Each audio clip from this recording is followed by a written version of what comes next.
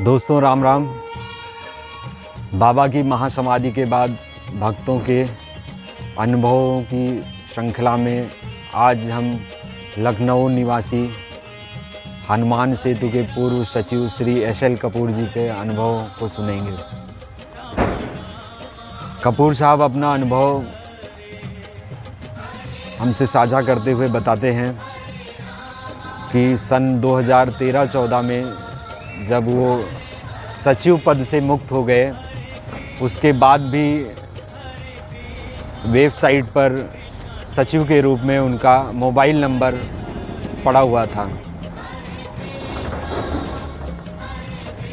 घटना का जिक्र करते हुए वो बताते हैं कि भारतीय मूल के एक व्यक्ति जो अमेरिका में रहते हैं, सन 2010-11 में वो बाबा के अनन्य भक्त रामदास जी के संपर्क में आते हैं। रामदास जी उन्हें अपनी बुक मिरेकल ऑफ लव पढ़ने के लिए देते हैं। एक रात्रि को जब वो पुस्तक पढ़ते पढ़ते सो जाते हैं, लगभग अर्ध चेतन की अवस्था होती है, जिस समय ना बहुत अच्छी तरीके से व्यक्ति को नींद आती है, ना वो पूर्ण रूप से जागृत होता है। ऐसी अवस्था जो अर्ध चेतन अवस्था होती है, उसमें उन्हें बाबा जी दर्शन देते हैं और दर्शन देने के साथ ये आज्ञा भी देते हैं कि लखनऊ जा, वहाँ एक पुल बनना है, उसको बना। और वो किताब जो उनके चेस्ट पे रखी हुई थी, वो जब सुबह उठते हैं तो भी वो किताब उनके चेस्ट पे ही रखी होती है, मिरेकल ऑफ लव। ऐसा उनके साथ अगले 1-2 दिन तक होता है। वो काफ़ी बेचैन हो जाते हैं कि मैं कैसे पता करूं हिंदुस्तान में कि लखनऊ में कौन सा पुल बनना है, जिसकी जिम्मेदारी महाराज जी ने उन्हें स्वप्न के माध्यम से दी है। उनके एक मित्र जो दिल्ली में किसी विश्वविद्यालय में वाइस चांसलर थे, वो उनको फ़ोन लगाते हैं। उनके मित्र उनको सुझाव देते हैं कि मेरा भाई लखनऊ में है और तुम उससे संपर्क कर लो, वो पता करके बता देगा कि कौन सा पुल निर्माणाधीन है लखनऊ के अंदर, जिसे आपको पूरा करने के लिए महाराज जी ने बोला है। वे भक्त उनके भाई से लखनऊ में संपर्क करते हैं और उनसे पता करने के लिए बोलते हैं कि आप पता करिए कि कौन सा पुल प्रस्तावित है लखनऊ के अंदर। वे बहुत पता करते हैं लेकिन कोई जानकारी नहीं होती है। उसी समय वो नेट पे भी सर्च करते हैं कि लखनऊ के अंदर कौन कौन से पुल बन रहे हैं या बनने वाले हैं, लेकिन उन्हें कोई भी जानकारी उपलब्ध नहीं हो पाती है।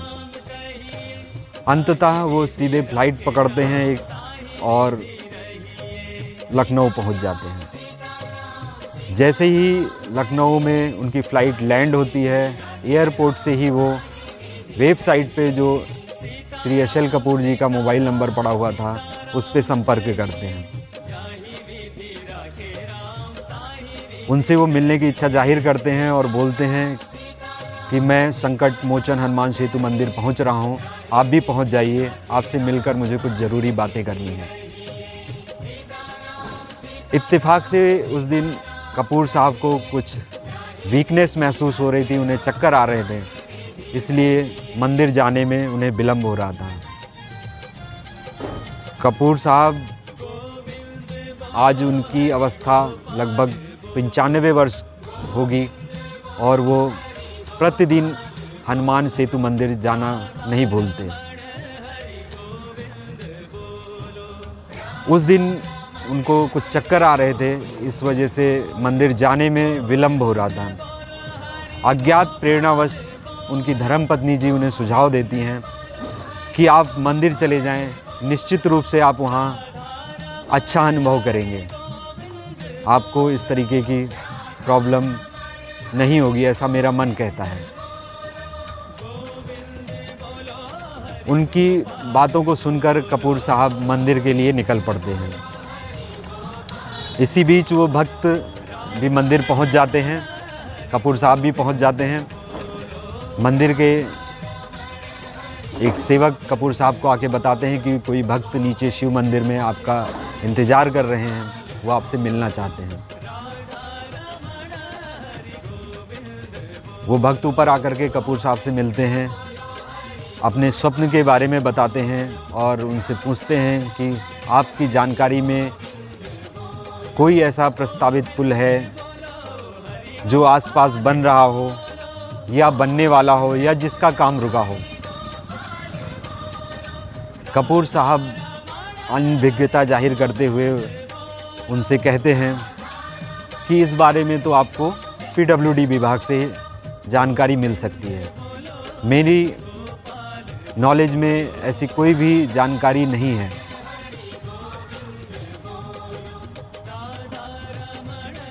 जब वो भक्त कई बार उनसे निवेदन करते हैं तो कपूर साहब कहते हैं कि ठीक है, मैं यहाँ के जो वर्तमान सचिव हैं दिवाकर त्रिपाठी जी, उनको फ़ोन करके बुला लेता हूँ, शायद उनके पास कोई जानकारी हो।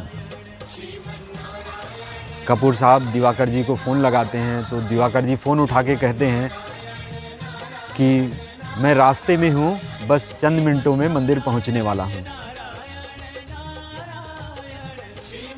दिवाकर जी भी मंदिर पहुँच जाते हैं और वो भक्त उनसे वही सारी बातें दोबारा से दोहराते हैं। लेकिन इस बार जब वो दिवाकर जी से बात कर रहे होते हैं तो सचिव ऑफिस में उनकी वार्ता हो रही होती है। वार्ता करने के पश्चात जब वो खड़े होकर बाहर आने के लिए निकलने वाले होते हैं, तभी उनकी नज़र उस ऑफिस में टंगे एक ब्लॉक डायग्राम पे पड़ती है। वो दिवाकर जी से पूछते हैं कि ये ब्लॉक डायग्राम किस चीज़ का है। दिवाकर जी कहते हैं कि हनुमान जी के विग्रह के आगे और अन्य मंदिरों को जोड़ने के लिए एक सकरा पुलनुमा रास्ता बनना है, जिससे सारे मंदिरों तक भक्त आराम से पहुंच जाएं।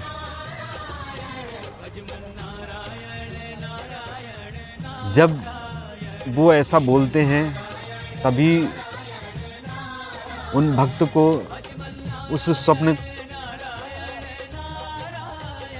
में जो उन्होंने देखा था, एक जो पुल की मतलब हल्की सी झलक या धुंधली टाइप की जो उनके जानकारी दिमाग में थी, वो लगभग वैसा ही चित्र वो ब्लॉक डायग्राम का था।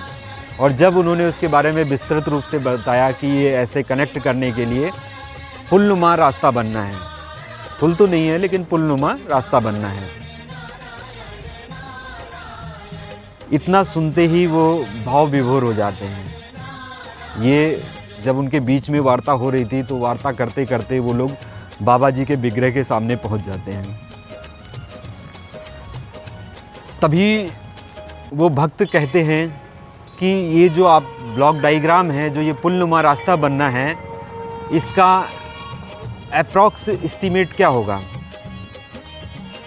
तो दिवाकर जी ने जो इंजीनियरों से कंसल्ट करके उसका एस्टीमेट निकलवाया था, वो लगभग 33 लाख रुपए, 33 लाख रुपए था उस समय। ये वही राशि थी जिसका आभास उन्हें महाराज जी ने पहले ही स्वप्न में दे दिया था। जब इस राशि का जिक्र दिवाकर जी उनसे करते हैं तो वो एकदम भाव विभोर हो जाते हैं, उनकी आंखों से अश्रु निकल पड़ते हैं। वहाँ उपस्थित लोग यह देख करके आश्चर्यचकित रह जाते हैं कि महाराज जी पता नहीं किसको किस कार्य के लिए निमित्त बना दें। बाद में उन भक्त ने आश्रम को, उस संकट मोचन हनुमान सेतु मंदिर को वह राशि दान स्वरूप अमेरिका जाके भेजी, जिससे उस पुलनुमा कॉरिडोर का निर्माण हुआ। आज का अनुभव आप सुनकर निश्चित रूप से आपको दृढ़ विश्वास हो गया होगा कि महाराज जी कहीं नहीं गए हैं, हमारे बीच में हैं और पता नहीं कब किस भक्त को किस रूप में दर्शन दे जाएं। आने वाले अनुभवों में इन बातों को आप और अच्छी तरह से समझ पाएंगे। यदि अभी तक आपने चैनल को सब्सक्राइब नहीं किया है तो सब्सक्राइब कर लें, बेल आइकॉन दबा दें, जिससे आने वाले वीडियो की जानकारी आप तक शीघ्रता से पहुँचे। राम राम।